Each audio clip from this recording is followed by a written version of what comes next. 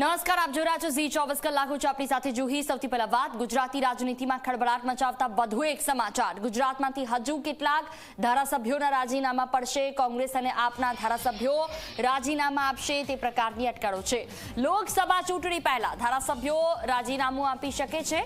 ગુજરાતની રાજનીતિમાં ખળભળાટ મચાવતા વધુ સમાચાર.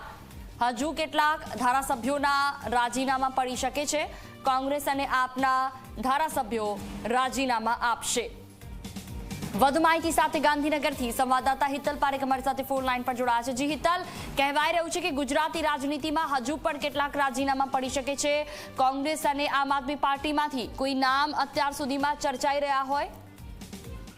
જી જુહી, ચોક્કસ એવું કહી શકાય કે ગુજરાતની રાજનીતિમાં લોકસભા પહેલા અનેક સંકેતો રાજકીય ઉથલપાથલના મળી રહ્યા છે. એ અંતર્ગત જોવા જઈએ તો હમણાં જ આપના એક ધારાસભ્ય દ્વારા રાજીનામું આપવામાં આવ્યું હતું. એ જ પ્રકારે હજુ આપની સભ્ય સંખ્યા 4 છે અને તેની ઉપર સીધી નજર હોવાની વાત અત્યારે સામે આવી રહી છે. કેટલાક ધારાસભ્યો ક્યાંક ને ક્યાંક પ્રદેશ અને કેન્દ્રીય નેતાગીરી ભાજપની છે તેમના સંપર્કમાં હોવાની પણ વાત સામે આવી રહી છે. સાથે સાથે આ જ રીતે કોંગ્રેસના પણ ધારાસભ્યો રડારમાં હોવાની વાત છે. કારણ કે લોકસભા ચૂંટણીઓમાં મિશન 26 ભાજપ પ્રદેશ ભાજપનું એક ટાર્ગેટ છે કે 26માંથી 26 બેઠકો આ વખતે પણ ભાજપને મળવી જોઈએ અને તેના માટે જે શક્ય થઈ શકશે એ તમામ વસ્તુઓ કરવાની તૈયારીની છૂટ કેન્દ્રીય મોડી મંડળે આપી હોવાની વાત છે અને તેના જ કારણે કેટલાક ધારાસભ્યો હજુ પ્રદેશ મોડી મંડળના પણ સંપર્કમાં હોવાની ચર્ચા ચાલી રહી છે ને એટલે જ એવું માની શકાય છે કે એક ચર્ચાનો વિષય બન્યો છે કે કોંગ્રેસ અને આપમાંથી કેટલાક ધારાસભ્યો હજુ રાજીનામા આપશે.